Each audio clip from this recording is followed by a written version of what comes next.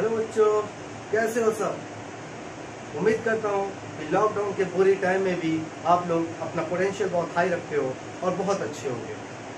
तो मेरे प्यारे बच्चों, मैं आपका दास सर एक बार फिर आपके सामने क्लास 11th की फिजिक्स को लेकर के एक बार फिर आपके सामने आया। जहां तक मुझे याद है कि लास्ट टाइम मैं जो डिस्कस कर रहा था 11th फिजिक्स को लेकर के, वो मैं मैथमेटिक्स टूल्स के ऊपर बात कर रहा था। तो आज भी मैं अपने मैथमेटिक्स टूल्स को ही आगे कंटिन्यू करूंगा और देखते हैं कि आगे आप लोगों ने क्या क्या पढ़ना है। तो बेटा, लास्ट क्लास में जो मैंने आपको पढ़ाया था, जो मैंने आपको बताया था, जो हम लोगों ने यहाँ पे डिस्कस किया था, वो था कि हम डिफरेंशिएशन से कैसे डील करेंगे, यानी कि हम लोग डिफरेंशिएशन के प्रॉब्लम को कैसे सॉल्व करेंगे। मैंने बहुत सारे एक्सरसाइज आपको कराए, बहुत सारे न्यूमेरिकल्स आप लोगों से डिफरेंशिएशन के अकॉर्डिंग कराया, लेकिन अभी एक टॉपिक है डिफरेंशिएशन का जो बचा हुआ है, जो मुझे आपको यहाँ पर बताना होगा। तो बेटा, लास्ट क्लास में जो मेरा लास्ट टॉपिक था वो मैंने आपको बताया था कि डिफरेंशिएशन ऑफ प्रोडक्ट।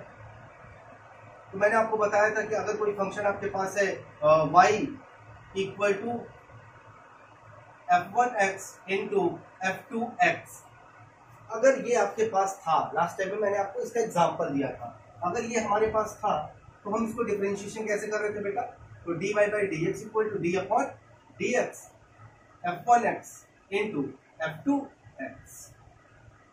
क्या कर रहे थे बेटा, पहले को छोड़ा दूसरे को तोड़ा वाला फॉर्मूला लगाया था हम लोगों ने।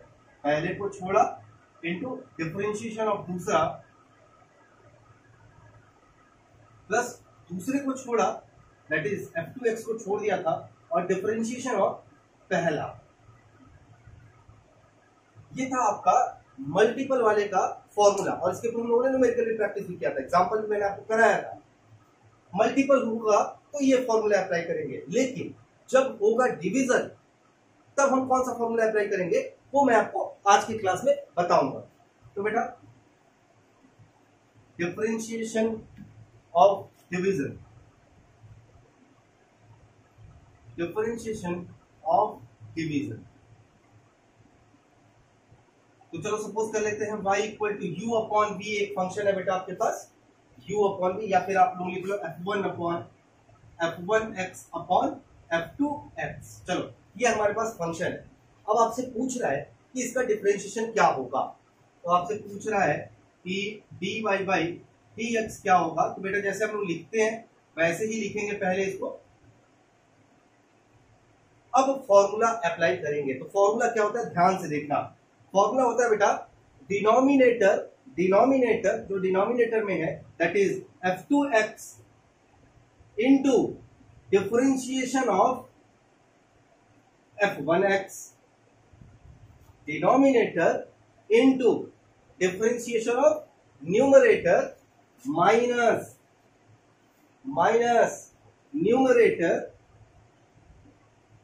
Denominator into differentiation of numerator minus numerator into differentiation of denominator, ये डिवाइडेड ओवर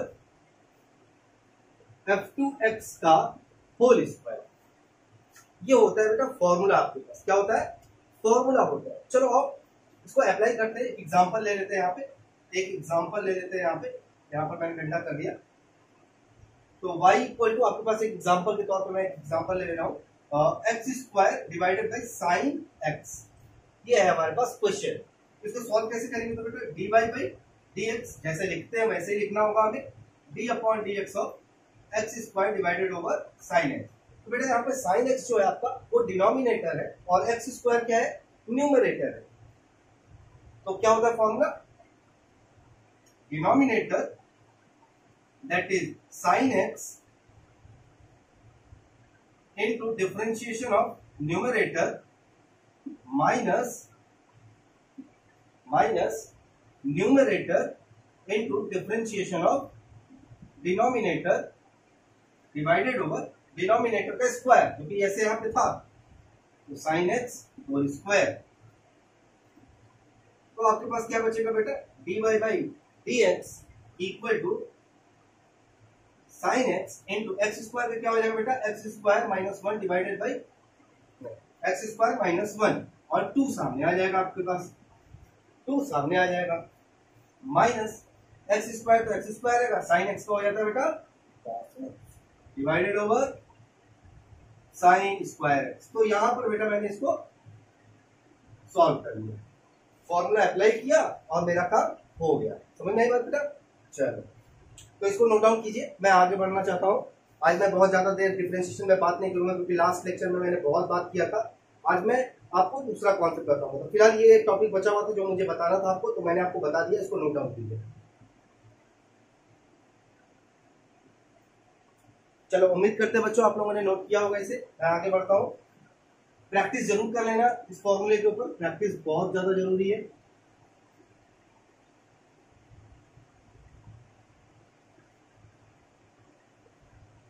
तो बेटा आज का जो मेरे पास टॉपिक होने वाला है उस टॉपिक का नाम है इंटीग्रेशन। क्या नाम है?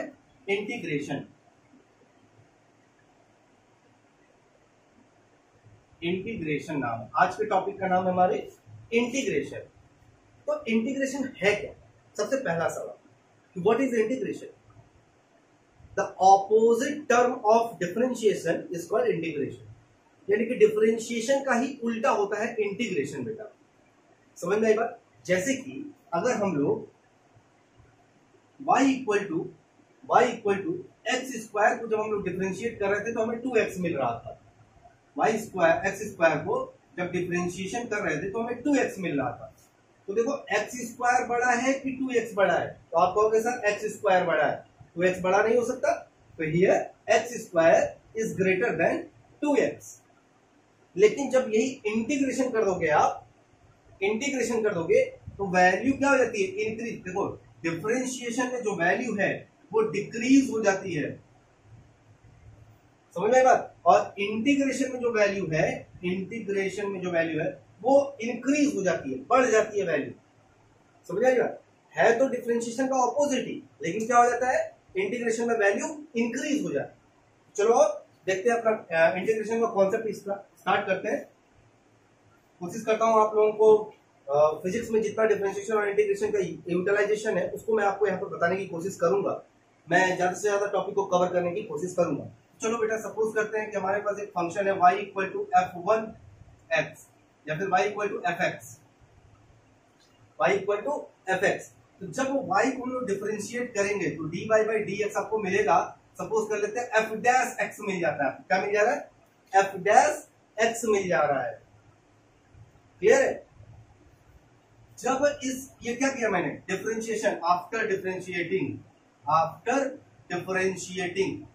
डिफरेंशिएशन करने के बाद हमें ये मिला। तो ये है डिफरेंशिएशन का रिजल्ट, ये है डिफरेंशिएशन का रिजल्ट। तो डेफिनेटली fx की वैल्यू जो है वो f1 से क्या होगा? कम हो, है ना? f1 की वैल्यू क्या हो गई? कम हो गई। और fx की वैल्यू तो ऑलरेडी बड़ी थी। तो जब हम इस फंक्शन का ऐसे फंक्शन का जिसका डिफरेंशिएशन एग्जिस्ट किया हो, ऐसे फंक्शन का जिसका डिफरेंशिएशन एग्जिस्ट करता हो, उसी का हम लोग इंटीग्रेशन कर सकते हैं। तो अगर मैं देखो fx का डिफरेंशिएशन हुआ f डैश x, है ना? तो डिफरेंशिएशन हो गया, जिसका डिफरेंशिएशन हो जाता है उसी का इंटीग्रेशन करते हैं। तो अब हमें इसे इंटीग्रेट करना होगा। इसके लिए हम लोग यहां पर रखेंगे f डैश x। ये जो सांप की तरह सिंबल बनाया है ना बेटा, सांप की तरह symbol, that is called integration का सिंबल, है ना? ये इंटीग्रेशन का सिंबल है। Integration of f dash x आपको मिल जाएगा क्या? fx plus c। जरा सा देखो, सवाल को समझने की कोशिश करो, इंटीग्रेशन का मतलब समझने की कोशिश करो। देख लो बेटा, अगर आपके पास कोई फंक्शन है, सपोज कर लो आपके पास कोई फंक्शन है, एग्जांपल के तौर पे ले लेते हैं, अगर y equal to X square ले लेते हैं, इसको जब हम लोग डिफरेंशिएट करते हैं तो dy बाई dx आपको मिल जाता है 2x। क्या मिल जाता है? 2x मिल जाता है। जब इस 2x को आप इंटीग्रेट करोगे, यानी कि इंटीग्रेशन ऑफ 2x लिखोगे, तो आपको मिलना चाहिए यहाँ पर क्या? x स्क्वायर मिलना चाहिए। कितना मिलना चाहिए? x स्क्वायर मिलना चाहिए। यही है मतलब बेटा, समझ में आई बात? यानी कि जब y equal to X square को हम लोगों ने डिफरेंशिएट किया तो हमें 2x मिला। और जब इस 2x को इंटीग्रेट करेंगे, यानी कि इसको इंटीग्रेशन करेंगे, तो वैल्यू आपकी एक्स स्क्वायर आनी चाहिए। This is called integration. तो जरा सा देख लो, डिफरेंशिएशन करने के बाद जो वैल्यू मिल रही है उसको अगर हम लोग इंटीग्रेट कर रहे हैं तो हमें पहले वाला क्वेश्चन मिल जा रहा है। तो हुआ ना, integration is opposite to differentiation. Integration is opposite to the differentiation, उसी का उल्टा वाला फॉर्म है। क्लियर है? तो बेटा ये इंटीग्रेशन का बेसिक मतलब होता है। अब आप पूछोगे सर ये c क्या है, प्लस c क्या है? तो प्लस c बेटा एक कांस्टेंट है। जब हम लोग वैल्यू को, किसी भी वैल्यू को इंटीग्रेट करते हैं, इंटीग्रेशन करते हैं, ये वाला सिंबल वाला करते हैं, तो वैल्यू उसकी इंक्रीज हो जाती है। लेकिन हमें नहीं पता कि वैल्यू कितनी इंक्रीज हुई है, कोई लिमिट तो नहीं है ना, कितना भी इंक्रीज हो सकता है ना, कितना भी इंक्रीज हो सकता है। तो हमें बाउंडेशन लगाने की जरूरत पड़ती है। हम चाहते हैं कि वैल्यू हमारा डिफाइंड रहे, वैल्यू हमारा डिफाइंड रहे, नॉन डिफाइंड ना हो, इनडिफाइंड ना हो, इनडेफिनिट ना हो, है ना। तो इसके लिए हम लोगों ने क्या किया, प्लस सी लगा दिया। प्लस सी लगाने से ये जो वैल्यू है वो लिमिटेड हो गई। क्लियर है? चलिए बेटा ठीक है। तो उम्मीद करता हूं आपको समझ में आया होगा कि integration is just opposite to the differentiation, यानी कि ऐसे फंक्शन जिसका डिफरेंशिएशन हो चुका है, इंटीग्रेट करने पे हमें पहला वाला क्वेश्चन मिल जाएगा। क्लियर है? यहां पर मैंने इसका एग्जांपल दिया है। तो ये इंटीग्रेशन का बेसिक डेफिनेशन है बेटा, इसको आप नोट डाउन कीजिए, आगे बढ़ते हैं। उम्मीद करता हूं बेटा आप लोगों ने नोट किया होगा। मैं आगे बढ़ना चाहता हूं।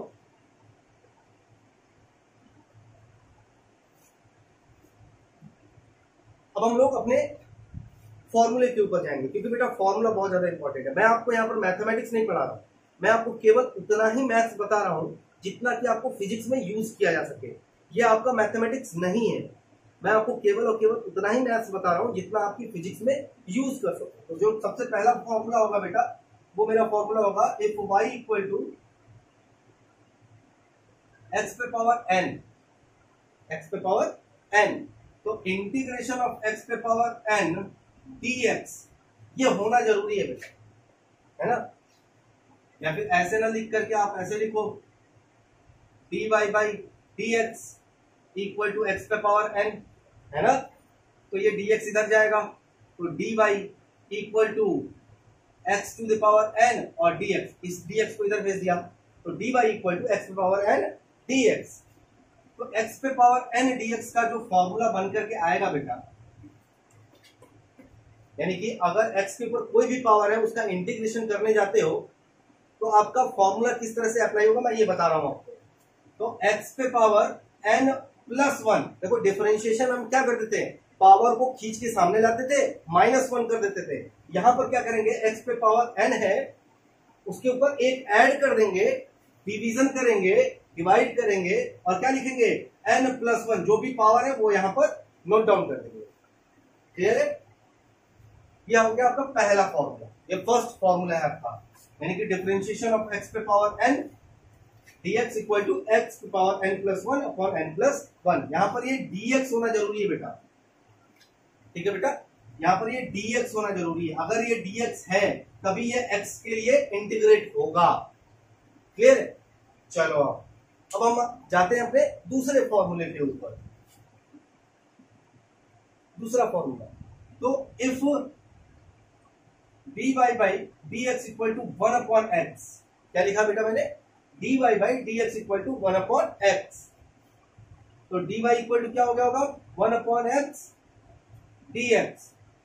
तो जहां पर भी आपको 1 अपॉन एक्स मिले, केवल 1 अपॉन एक्स स्क्वायर की बात नहीं कर रहा हूं, केवल 1 अपॉन एक्स मिले, तो इसका जब इंटीग्रेशन करेंगे dy integration of 1 upon x dx, तो ये आपको मिलेगा log ऑफ x, यानी कि integration of 1 upon x dx equal to log of x। ये आपका दूसरा फॉर्मूला है बेटा।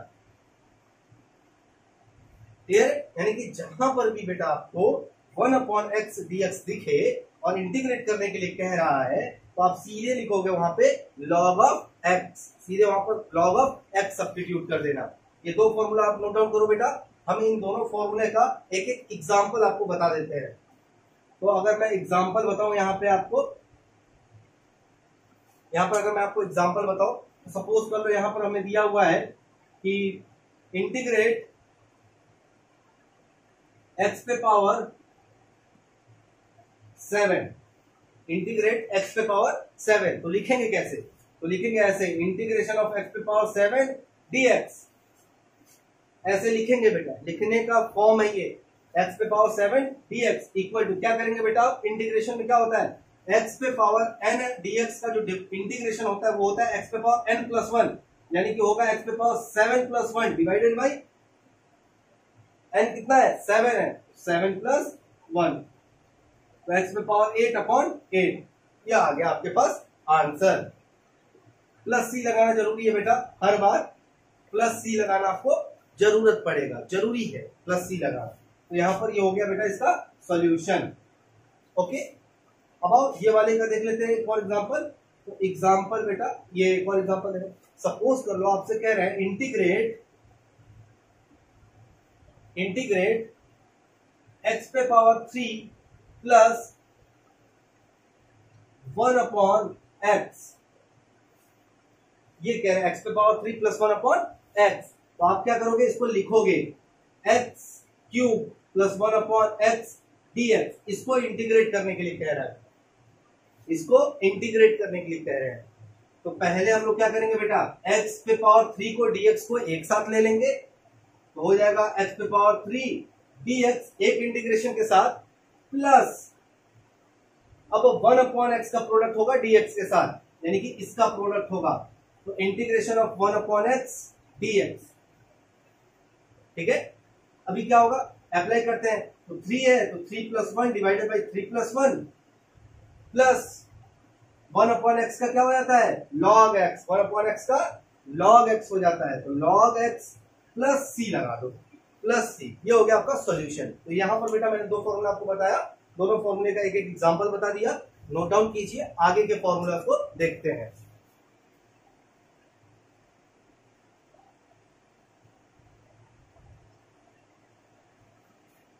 इरेज कर दो बेटा।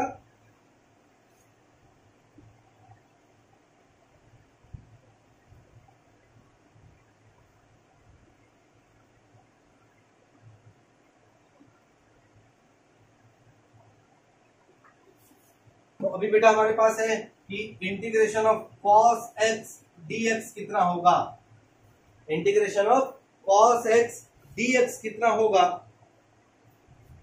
ये है अगर आपके पास क्वेश्चन। फॉर्मूला है ये, फॉर्मूला नंबर 3 है आपके पास। cos x dx क्या होगा, तो cos x का होगा sin x प्लस सी, cos x का sin x प्लस सी, cos x प्लस sin। ठीक है,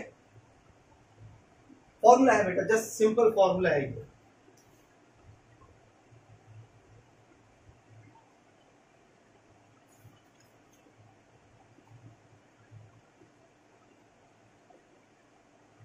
sin x प्लस सी। ओके, तो यहां पर चौथा देख लेते हैं बेटा कि इंटीग्रेशन ऑफ, अगर sin x हो आपके पास तो sin x का हो जाएगा बेटा माइनस cos x प्लस सी। फॉर्मूला है, जहां पर भी इंटीग्रेशन में sin x दिखे वहां पर रखोगे क्या, माइनस cos x प्लस सी। फिफ्थ नंबर है आपका बेटा integration of sec square x. अगर sec स्क्वायर एक्स मिलता है तो क्या लिखोगे, यहाँ पे लिखोगे tan x प्लस सी। देखो उल्टा हो रहा है, उल्टा हो रहा है, कैसे देखोगे, देखो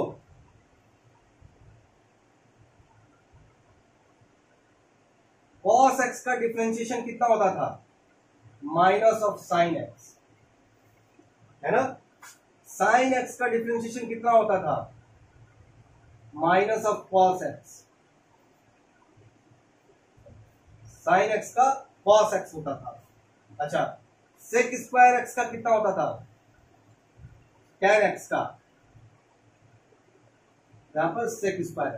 तो देखो tan x का डिफरेंशिएशन होता था sec स्क्वायर x, तो sec स्क्वायर x को इंटीग्रेट करेंगे tan x मिल जा रहा है, क्लियर है। sin x का डिफरेंशिएशन होता था cos x, तो जब cos x को इंटीग्रेट कर रहे हैं तो sin x मिल जा रहा है। cos x का डिफरेंशिएशन होता था माइनस sin x, तो जब sin x को इंटीग्रेट कर रहे हैं तो माइनस कॉस एक्स मिल जा रहा है। तो देखो जस्ट उल्टा हो रहा है कि नहीं हो रहा है ना। तो यहाँ पर थर्ड फोर्थ फिफ्थ नंबर का फॉर्मूला मैंने यहाँ पे लिख दिया है, इस फॉर्मूला को नोट डाउन कीजिए बेटा।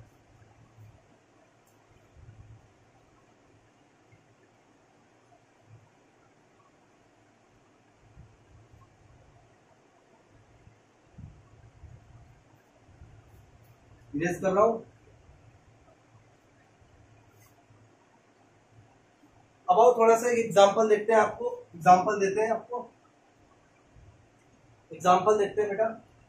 तो सपोज करो हमारे पास एक एग्जांपल है कि इंटीग्रेशन ऑफ एक्स पे power 3/2 plus sine x plus 2 cos x को आपको इंटीग्रेट करना है। ये क्वेश्चन है आपके पास, क्वेश्चन है। तो बेटा सिंपली प्लस है, सब जगहों पे प्लस है, तो इंटीग्रेशन के साथ एक एक फंक्शन को dx के साथ ले लेंगे।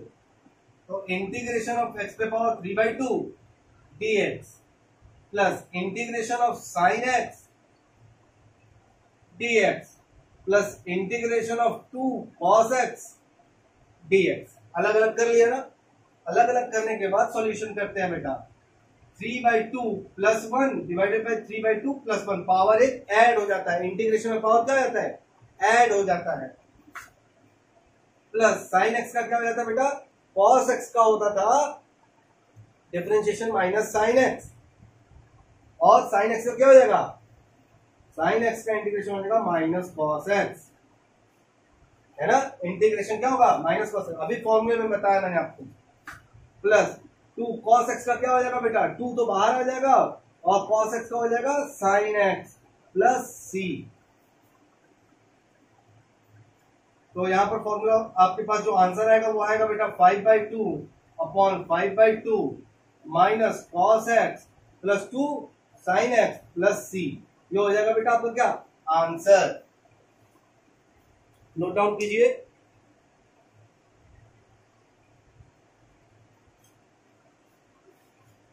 नोट डाउन हो गया। चलिए बेटा अब कुछ और फॉर्मूला आपको बता देता हूं, कुछ और फॉर्मूला बता देता हूं आपको। तो अब फॉर्मूला होगा बेटा मेरे पास कि integration of cosec square x, integration of cosec square x dx, इसका क्या हो जाएगा? Minus cos x dx, cos x cot x minus cot x minus cot x plus c। ये होगा फॉर्मूला आपके पास। समझ में आ रही बात? अब आइए आगे चलते हैं। नेक्स्ट फॉर्मूला है आपके पास बेटा integration of cot x dx। तो cot x dx का जो इंटीग्रेशन होगा बेटा, सॉरी cot x का नहीं है, यहाँ पे cot x का इंटीग्रेशन नहीं है, cot x का नहीं है, sec x into tan x का है। Integration of sec x into tan x dx। तो sec x into tan x किसका होता था? sec x into tan x का होता था बेटा sec x plus c, sec x plus c। तो ये फॉर्मूलाज है बेटा, कुछ और नहीं है, केवल और केवल फॉर्मूला है। जितना ज्यादा प्रैक्टिस करोगे ये सारे के सारे फॉर्मूला आपको क्या हो जाएंगे? लर्न हो जाएंगे। तो ये सारे फॉर्मूलाज को नोट कीजिए बेटा, आगे बढ़ते हैं। चलो एक और फॉर्मूला बताता हूँ, e पे पावर x dx। अगर एक्सपोनेंशियल पे पावर x है, e एक एक्सपोनेंशियल होता है, इसके ऊपर पावर अगर x है तो इसका इंटीग्रेशन वही हो जाएगा बेटा e पे पावर x प्लस c। अच्छा मैंने डिफरेंशिएशन में नहीं बताया था आपको कि अगर d upon dx of e पे पावर x होगा तो डिफरेंशिएशन भी इसका e to the power x ही आएगा, है ना। जो डिफरेंशिएशन होगा वही इंटीग्रेशन भी तो होगा। चलो नोट करो।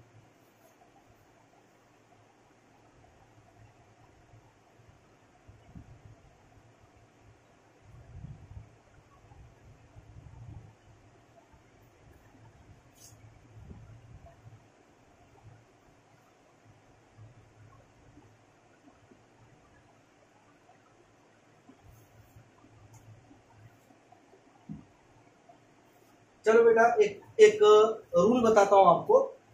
जैसे कि हम लोग जब फर्स्ट फंक्शन में आपको जब मल्टीपल बता रहा था डिफरेंशिएशन का कि मल्टीप्लाई वाला अगर होगा तो डिफरेंशिएशन कैसे करेंगे, तो फर्स्ट फंक्शन और सेकेंड फंक्शन मानते थे। यहां पर एक फर्स्ट फंक्शन और सेकेंड डिटर्मिनेशन ऑफ रेडिंग होगा आपका डिटर्मिनेशन ऑफ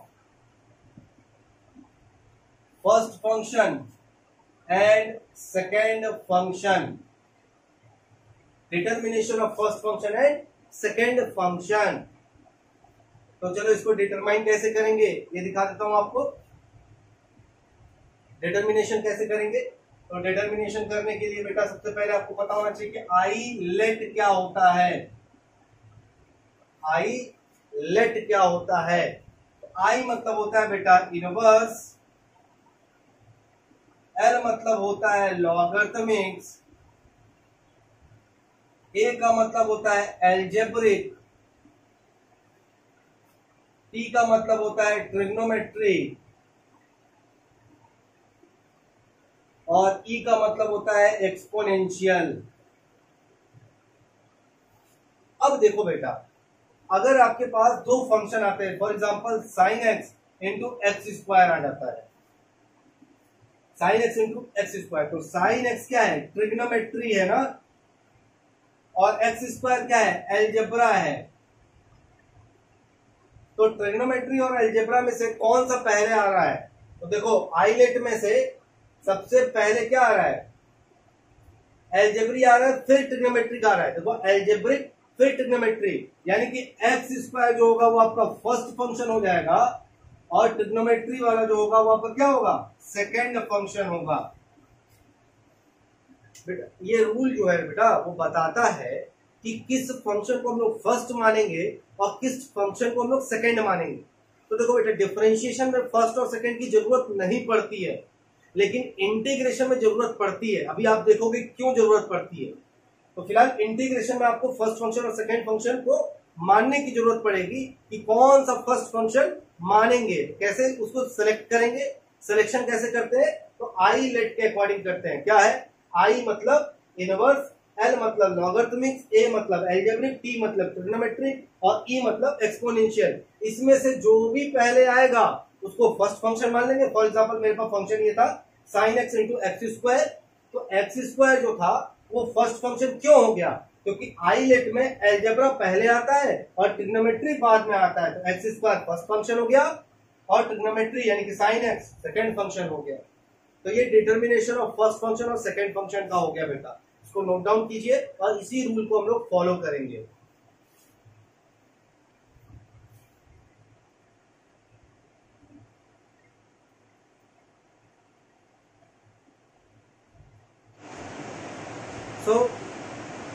बेटा उम्मीद करता हूं आप लोगों ने इसको नोट डाउन किया होगा। अब जो मैं आपको बताने जा रहा हूं बेटा वो होता है डेफिनिट इंटीग्रल।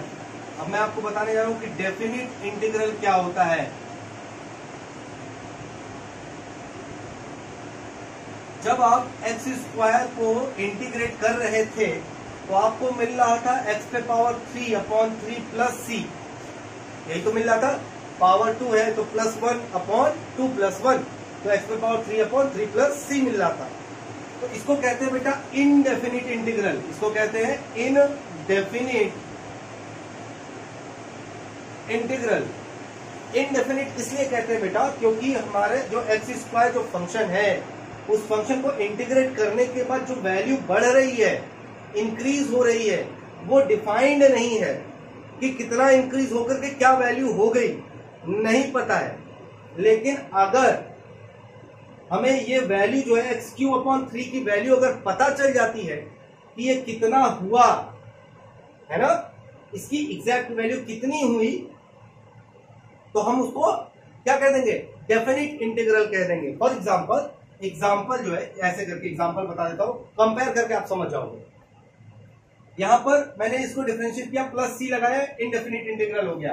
अगर मैं कहूं कि एक्स स्क्वायर डीएक्स को इंटीग्रेट करो, लेकिन एक्स स्क्वायर डीएक्स फंक्शन की जो वैल्यू है वो कितनी होनी चाहिए, इसकी जो लोअर लिमिट है यानी कि जो नीचे वाली वैल्यू है वो 2 है और अपर वाली वैल्यू 5 है। सपोज कर लेते 2 और 5 के बीच में इसकी वैल्यू को क्या करना है, इंटीग्रेट करना है।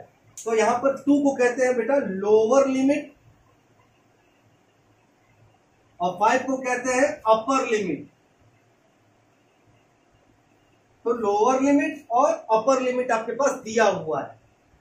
तो अब इसको इंटीग्रेट करेंगे तो आपको मिलेगा क्या बेटा, आपको मिलेगा x पे power 2 plus 1 divided by 2 plus 1। Integration करने के बाद हम लोग छोड़ेंगे नहीं, इसको नीचे लिखते हैं लोअर लिमिट, यानी कि 2 को नीचे रख दिया और 5 को ऊपर रख दिया। ठीक है, अब फॉर्मूला क्या होता है बेटा, कहता है कि x के जगह पे पहले अपर लिमिट रखो, यानी कि x पे पावर 3 डिवाइडेड बाई 3, 2 से 5 तक। तो x के जगह पे पहले अपर लिमिट रखना है, यानी कि 5 पे पावर 3 डिवाइडेड बाई 3 माइनस, अब x की जगह पे लोअर लिमिट रखना है, तो 2 पे पावर 3 डिवाइडेड बाई 3। तो आप देखोगे 5 5 जा 25, 5 जा 125 डिवाइडेड बाई 3 माइनस 2 2 जा 4 2 जा 8 डिवाइडेड बाई 3। तो कितना आ जाएगा बेटा, 125 माइनस 8 अपॉन 3 कितना हो गया, 117 डिवाइडेड बाई 3, है ना। तो ये हो गया आपका क्या, डेफिनिट इंटीग्रल।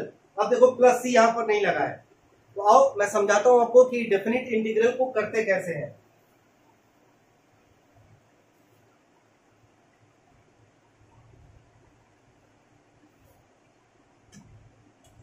तो बेटा यहां पर लिख रहा हूं मैं, इन definite integral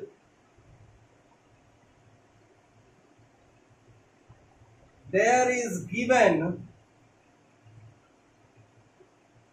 upper and lower limits. In a definite integral there is given upper and lower limit, ऊपर की वैल्यू और लोअर वैल्यू दिया होता है। कैसे दिया होता है, फॉर एग्जांपल ऐसे दिया होगा बेटा, a से b तक, a से b तक fx dx, ऐसे दिया होगा बेटा। ठीक है, तो सॉल्व कैसे करते हैं, सपोज कर लो कि इंटीग्रेट कर दिया मैंने इसको, तो आपको मिलेगा F double dash, suppose F double dash, suppose कर लो इंटीग्रेट करने के बाद ये आ गया होगा f1x अपॉन इसके ऊपर का जो पावर होता है वो, चलो f1x, a lower limit upper limit b, तो हो जाता है बेटा f1x की जगह पे b माइनस f1 x की जगह पे a, ये हो जाता है। तो क्या किया बेटा, x की जगह पे पहले अपर लिमिट रखा माइनस फिर x की जगह पे लोअर लिमिट को रख दिया, तो upper limit minus lower limit, ये हो जाता है बेटा डेफिनिट इंटीग्रल, डेफिनिट इंटीग्रल। ठीक है, अब आओ इसका एक एग्जांपल कर लेते हैं हम लोग फटाक से। तो एक एग्जांपल मैं आपको यहां पर करके दिखा रहा हूं। तो आपके पास दिया हुआ फंक्शन कुछ इस तरीके का,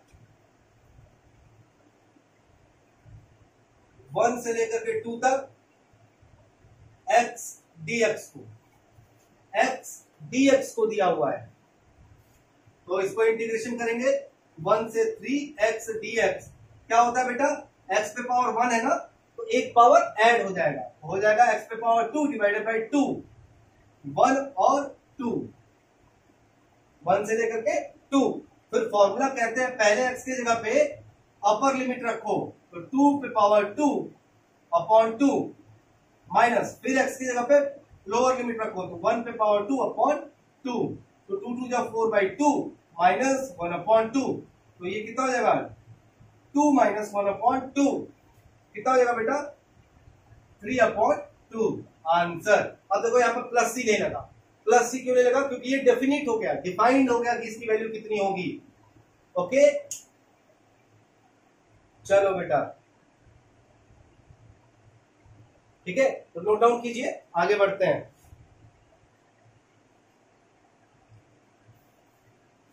चलो उम्मीद करता हूं नोट डाउन किया होगा आप लोगों ने।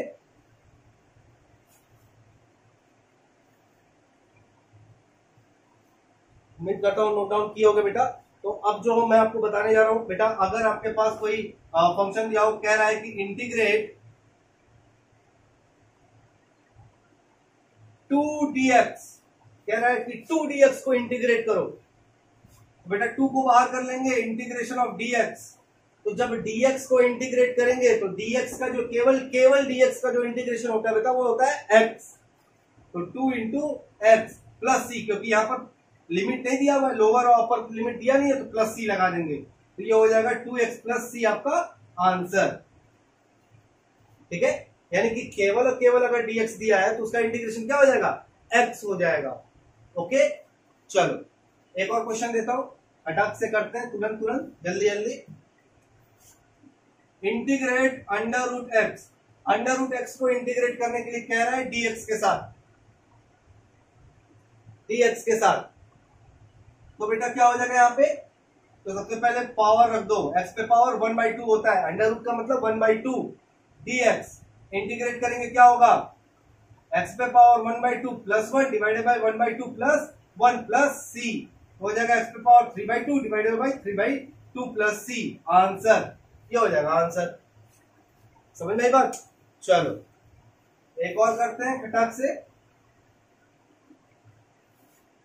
अगर यहां पर अगर आपको दिया है कि इंटीग्रेशन z² dx, क्या दिया है, z² dx, तो क्या होगा इसका इंटीग्रेशन, जल्दी बताओ, ऐसे होगा क्या, z पे पावर 3 प्लस c, z पे पावर 3/3 प्लस c, ऐसा होगा, पावर 2 है, एक ऐड कर दिया, डिवाइड नहीं बेटा, गलत है, ये नहीं होगा। क्यों नहीं होगा सर, यहां पर बेटा दिया हुआ है z, यहां दिया हुआ है z, और इंटीग्रेट करने के लिए जो फंक्शन दिया हुआ x का दिया हुआ है, dx दिया हुआ है, तो यहां पर x है, अगर dx है तो यहां पर भी x होगा, यहां पर भी x होगा, तब वो वेरिएबल माना जाएगा, वरना क्या माना जाएगा, कांस्टेंट। तो यहां पर z² dx के लिए z² एक क्या होगा, कांस्टेंट की तरह काम करेगा, है ना, तो z² आपका बाहर आ जाएगा, तो आपको मिल जाएगा क्या, dx, और dx का इंटीग्रेशन क्या होता है, x होता है, तो z² into x plus C answer होगा।